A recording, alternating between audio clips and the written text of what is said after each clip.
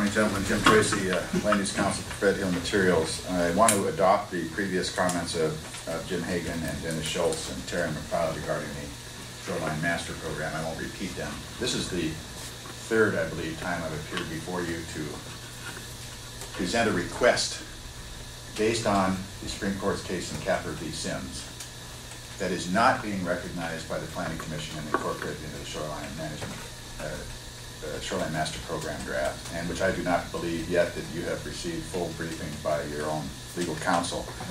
There needs to be a discussion before another draft, which, as Jim Hagan says, is simply going to start the fuse on the same cycle we went through on the Critical Areas Ordinance 2 years ago.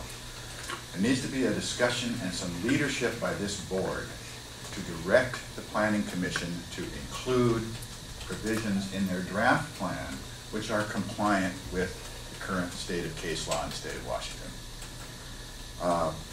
You have a rather significant body of public input already in the form of comments on the draft master program. I submitted, I believe, a 5 or 6 page letter. Mr. Reynolds submitted a very long letter. You've got some direction and some indication of what these issues are, not only from what you've heard from the public this morning in this optional forum, but in the record of the Shoreline Master Program.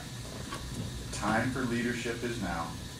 The time for analysis and discussion and problem solving is now, before another draft gets put on the street that's going to start yet another mini civil war in Jefferson County. I want to thank Joe D'Amico for his efforts to put the proceedings of this board on public comment on the web. It's going to allow me the luxury of not having to drive up here around every weekend when the Hood Canal Bridge is closed. But if you have the workshop, I will drive around. I'll be here and I'll participate and hopefully constructively participate in that effort, because it really needs to happen.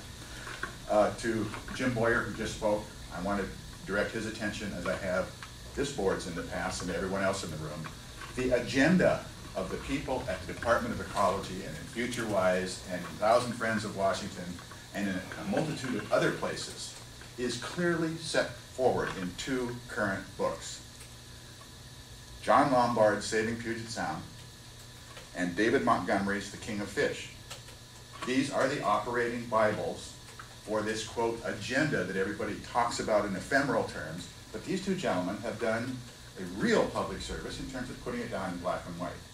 There are many things to agree with or disagree with in the books, but I just want everybody to know that if you want to see the agenda in black and white, that's where you go to see it.